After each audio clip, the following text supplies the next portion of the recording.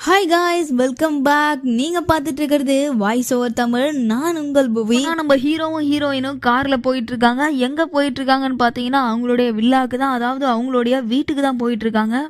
நம்ம ஹீரோயின் அந்த வீட்டுக்குள்ள போறாங்க. வீட்டுக்குள்ள போயிட்டு அந்த பேய் இருக்கிறத கெஸ் பண்றாங்க. கெஸ் பண்ணிட்டு எப்பயும் ஒரு கன் யூஸ் பண்ணுவாங்க தெரியுமா, இந்த பேயெல்லாம் பிடிக்கிறதுக்கு அந்த கன் எடுக்கிறாங்க. இப்படி கன் எடுக்கும் போது அவளுக்கு பின்னாடி அந்த பேய் வந்து நிக்குது. பட் அவளை எதுவுமே பண்ணல. நேரா அந்த ஆத்மா கிச்சனுக்கு போயிட்டு அங்க இருக்க ஒரு பாட்டில் எடுக்க ட்ரை பண்ணிட்டு இருக்கு. பட் அதால எடுக்க முடியல.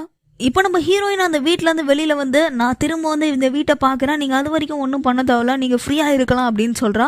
என்ன அப்படின்னு பாத்தீங்கன்னா, உங்க வீட்டுல அவங்க அப்பா இறந்திருப்பாருல்ல, அவரு தன்னால இறந்திருக்க மாட்டாரு, அவரு யாரோ அங்க வச்சு கொன்னு இருக்காங்க. இது கண்டிப்பா அவனுடைய பையனோ இல்ல மருமகளோ அப்படின்ட்டு தான் யோசிக்கிறாங்க. யோசிச்சுட்டு நேரா போயிட்டு அந்த அம்மாவை மீட் பண்ணி பேசுறாங்க. அவங்க கிட்ட என்ன கேக்குறாங்க அப்படின்னு பாத்தீங்கன்னா, 50 வருஷமா நீங்க வசிச்சுட்டு இருந்த வீடை எதுக்கு நீங்க விக்கிறீங்க அப்படின்னு கேக்குறாங்க. இதுதான் என் வீட்டுல நடந்தது அப்படின்னு சொல்லிட்டு நம்ம ஹீரோயின் கிட்ட ஒரு போட்டோ காமிக்கிறாங்க.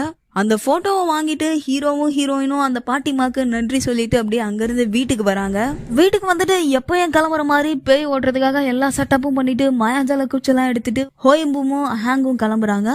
எப்போயுமே வந்து ஹீரோயின் என்ன பண்ணுவாங்க, உப்பு தானே எடுத்துட்டு போவாங்க. ஆனா இந்த டைம் நிறைய சக்கரை எடுத்துட்டு போறாங்க. ஏன் அப்படின்னு பாத்தீங்கன்னா, இறந்து போனாரு இல்ல, அவருக்கு சக்கரை தான் ரொம்ப பிடிக்குமா. சக்கரைன்னு இல்ல, ஸ்வீட் தான் ரொம்ப பிடிக்குமா, அதனாலதான் சக்கரை எடுத்துட்டு போயிருக்காங்க. அந்த சக்கரை எடுத்துட்டு போயிட்டு அந்த நடு ஹால்ல எல்லா பாக்கெட்டும் பிரிச்சு கொட்டுறாங்க. இப்படி பிரிச்சு கொட்டினதும் அந்த ஆத்மா பொறுமையா நடந்து வந்து அந்த உப்பு சக்கரை எல்லாம் இருக்குல்ல அந்த ரவுண்டுக்குள்ள நிக்குது. எல்லா ஆத்மாவுமே என்ன பண்ணும், எப்பயுமே ஹோயம்பூம் கூடயும் நம்மளோட ஹேங் கூடயும் சண்டை போட வரும். ஆனா இந்த ஆத்மா எதுவுமே பண்ணல, ரொம்பவே சாந்தமா வந்து நிக்குது. இப்ப ஹீரோயின் என்ன சொல்றாங்க, ஹோயம்பு உன்னோட நெக்லஸ கழட்டு அப்படின்னு சொல்றாங்க. கழட்டின உடனே அவன் உடம்புக்குள்ள அந்த பேய் போயிருது. அவன் உடம்புக்குள்ள போனதும் நம்ம ஹீரோயின் என்ன பண்றாங்க, ஃப்ரண்ட்ல 2 ஸ்டெப் எடுத்து வச்சு போய் அந்த மாயாஜால குச்சி எடுத்து அவன் நெஞ்சில குத்துறாங்க. இப்பதான் அந்த பேயோட பிளாஷ்பேக்க காமிக்கிறாங்க. இவர் அவருடைய பொண்ணோடையும் அவருடைய பையனோடையும் வீட்டுல வசிச்சுட்டு இருந்திருக்காரு. அவருக்கு பொண்ணுக்கு இவர் இருக்கிறது ரொம்பவே பிடிச்சிருக்கு. பட் அவருடைய பையனுக்கு இவர் அங்க இருக்கிறது சுத்தமா பிடிக்கல. இவரை கொலை பண்றதுக்காக இவர்கிட்ட கையெடுத்துட்டு வராரு. பட் வந்து கொலை பண்ண முடியாம ஐ எம் சாரி அப்படின்னு சொல்லிட்டு போயிடுறாரு. இவர் கொலை பண்ண வந்ததா இந்த பெரியவர் பாத்துக்கிட்டே இருக்காரு, அதாவது நோட் பண்ணிக்கிட்டே இருக்காரு. அந்த பெரியவர் என்ன பண்றாரு, எனக்காக எதுக்கு நீங்க சண்டை போட்டுக்கிறீங்க அப்படின்னு சொல்லிட்டு மனசு உடைஞ்சு போய், என்னால தானே உங்களுக்கு பிரச்சனை, நான் இருக்கிறது தானே உங்களுக்கு பிரச்சனை அப்படின்னு சொல்லிட்டு அவங்க வீட்டுக்கு பின்னாடி இருக்க கிணத்துல போயிட்டு அவரே தன்னால குதிச்சு இறந்து போறாரு. இந்த ஸ்டோரிய கண்ணால பார்த்த ஹோயம்பும் கீழே உட்காந்து கதறி அழுகிறாரு. இப்ப நம்ம ஹீரோயின் அப்படியே அவருக்கு தட்டி கொடுக்குறாங்க. இருந்தாலுமே ஹோயம்பும் அழுகிறத நிறுத்தவே இல்ல.